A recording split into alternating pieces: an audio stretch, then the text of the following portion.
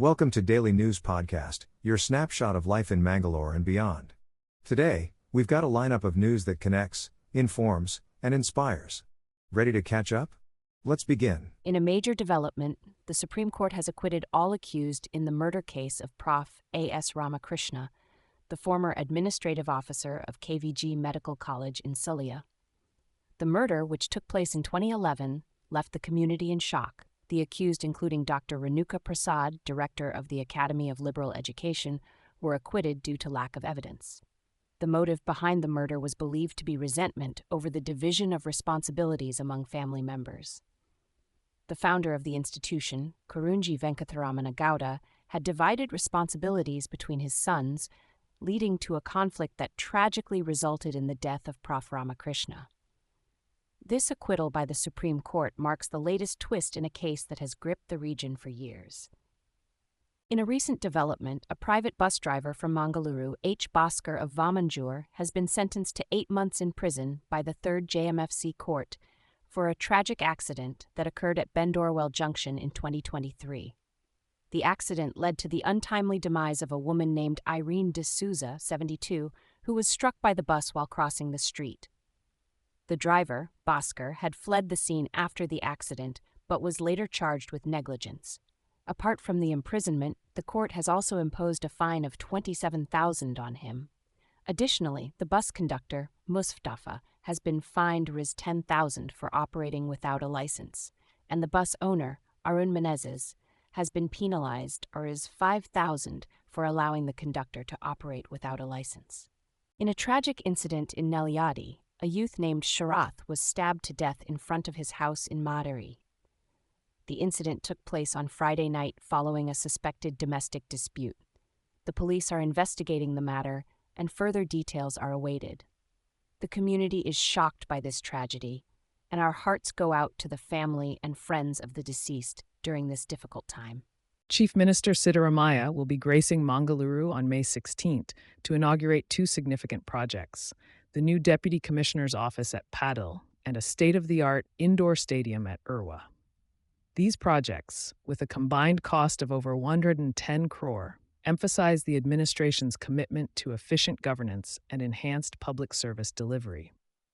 The DC office will house 23 departments under one roof to streamline administration and improve accessibility for the public.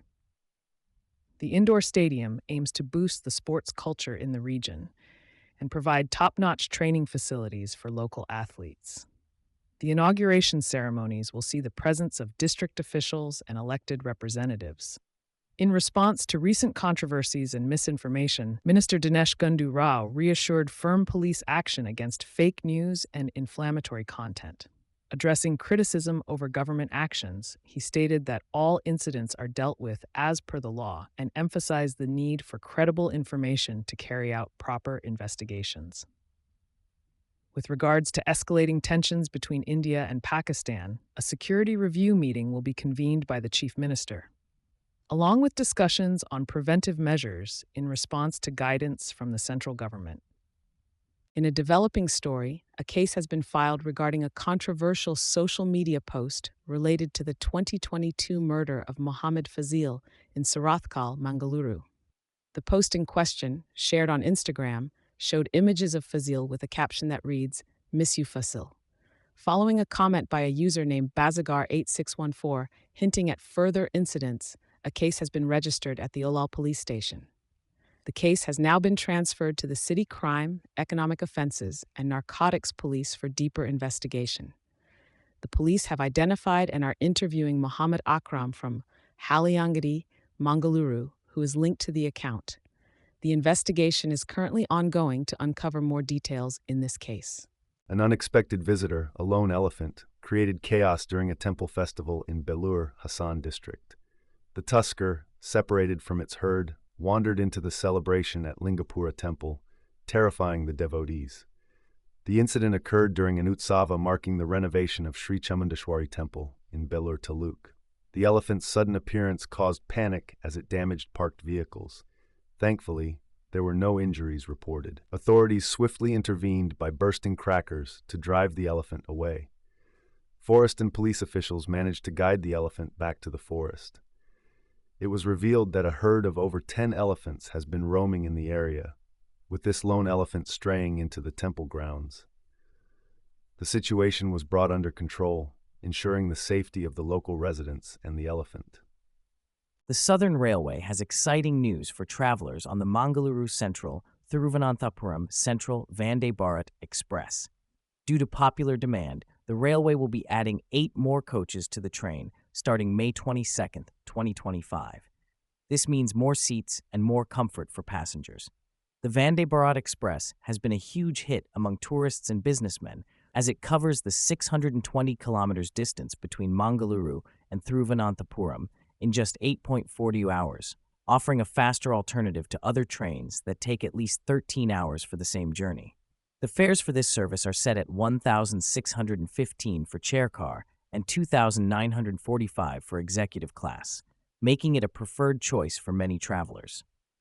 With this expansion, the train's carrying capacity will increase, providing a smoother and more convenient travel experience for all passengers. In Mangaluru, the iconic government Wenlock Hospital will receive a major revamp as it gears up to celebrate its 175th anniversary on September 14, 2025. The hospital, in collaboration with Wenlock, Lady Goschin, and KMC Old Students Association, is set to unveil new clinical facilities and a fresh look to the heritage building.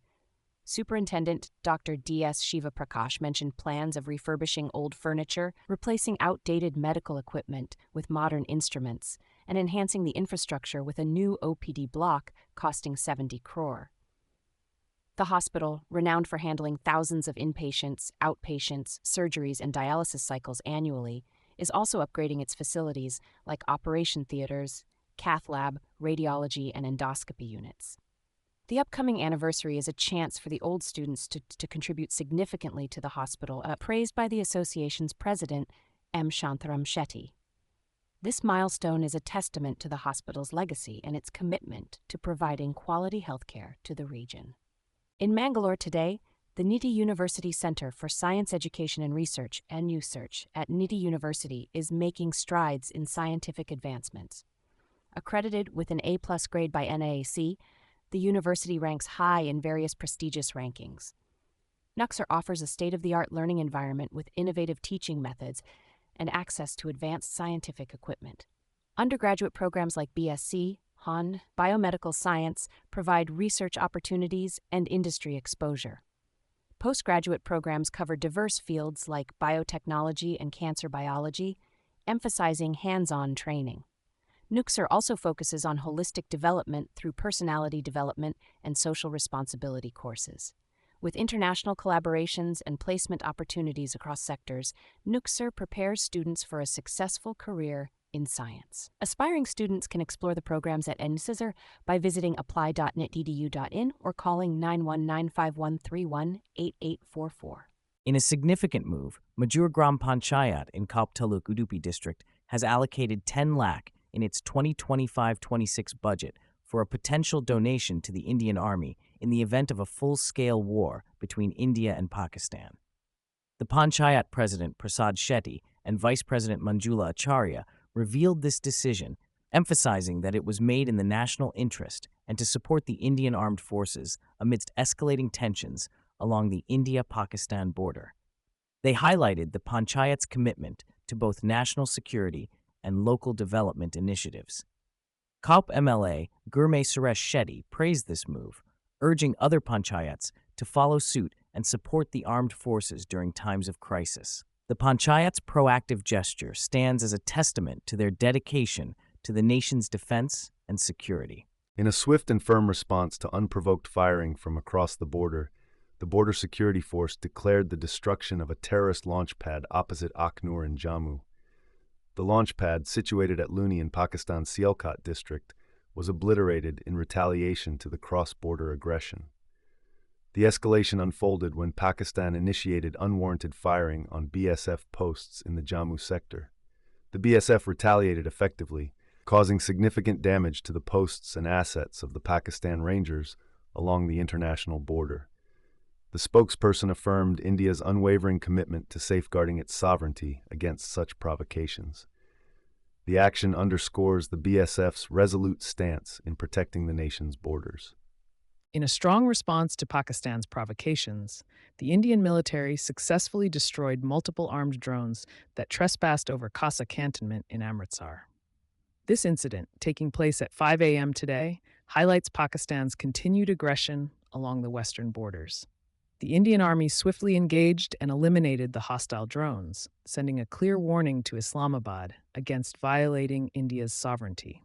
In a statement, the Army condemned Pakistan's actions, emphasizing that such attempts to endanger civilians and breach India's territorial integrity will not be tolerated. The Indian Army remains vigilant and resolute in thwarting any further threats to the nation. In a shocking incident in Kirugavalu, Mandya district, a man has been arrested by the police for allegedly defaming Prime Minister Narendra Modi on social media. The accused, Javed Pasha, 33, is said to have used artificial intelligence to post defamatory images of the Prime Minister. This led to outrage among BJP workers and members of Hindu outfits who demanded strict action against Javed, accusing him of trying to create unrest in the country. The police have registered a case and appealed to the public to refrain from activities that disrupt peace and harmony in society. The incident has sparked a debate on the misuse of social media and the legal consequences of spreading fake or morphed images. Stay tuned to Mangalore today for further updates on this developing story. Mangalore.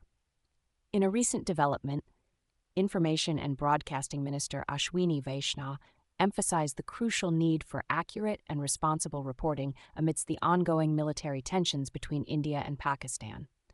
The minister engaged in discussions with senior editors from print media, urging them to avoid relying on unverified sources for conflict-related information. He also advised electronic media to refrain from live coverage of defense operations and security force movements. Emphasizing the need to adhere to guidelines issued by the Union Ministry, Vaishnaw clarified that Indian Armed Forces actions target terrorism, not any specific country or community. The standoff arose following a terror incident in Jammu and Kashmir's Pahalgam on April 22nd, leading to Indian strikes on 9 terror sites in Pakistan and POK under Operation Sindoor. India successfully defended it against drone attacks by Pakistan on various military installations from Leh to Sir Creek. In Mangalore Today News, the International Monetary Fund has approved a disbursement of approximately $1 billion to Pakistan under the Extended Fund Facility. This decision comes after the IMF's Executive Board reviewed Pakistan's economic reform program, bringing the total disbursements to about $2.1 billion.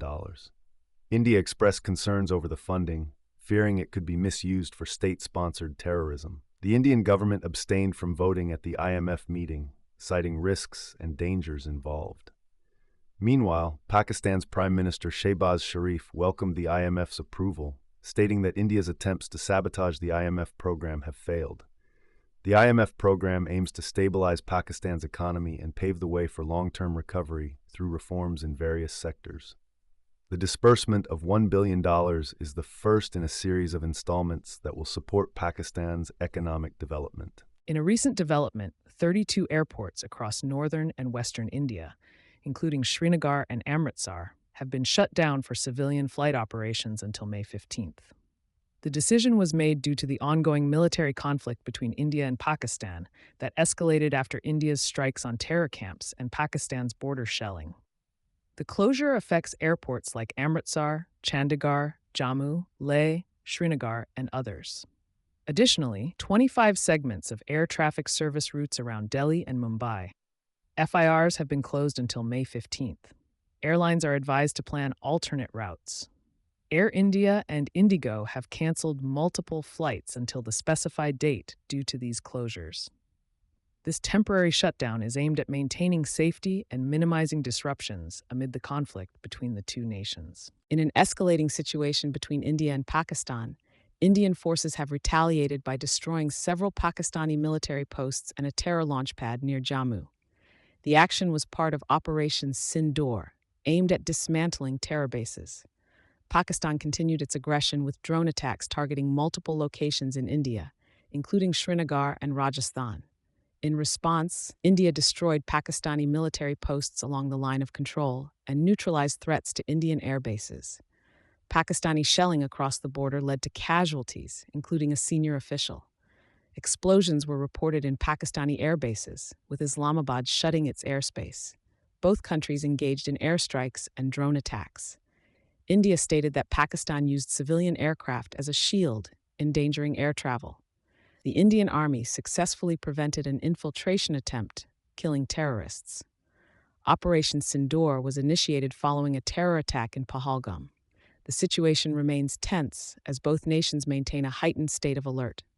In a tragic incident, a senior government officer from Jammu and Kashmir lost his life as Pakistan targeted civilian areas in Rajouri today. The chief minister expressed deep shock and sadness over the loss, mentioning that the officer had recently attended an online meeting with him. The officer, identified as Sri Rajkumar Thapa, was praised for his dedication and service to society by BJP leader Ravinder Raina. Following India's targeted strikes on terror bases in Pakistan, civilian areas in Jammu and Kashmir have faced heavy shelling from across the border. Videos from Jammu show the aftermath of the attacks, with damaged houses and vehicles. In response to India's Operation Sindoor, Pakistan has launched drone attacks and shelling on multiple states along the border. Indian forces have been effectively responding to these threats, with the Defense Ministry urging citizens in border areas to remain cautious and follow safety instructions. The situation remains tense as both countries engage in heightened military activities. As we conclude today's broadcast, we extend our heartfelt thanks for your viewership. For more on the stories we've shared and beyond, our website mangaloretoday.com awaits your visit. Don't forget to subscribe for all the latest news. Thank you, and good night.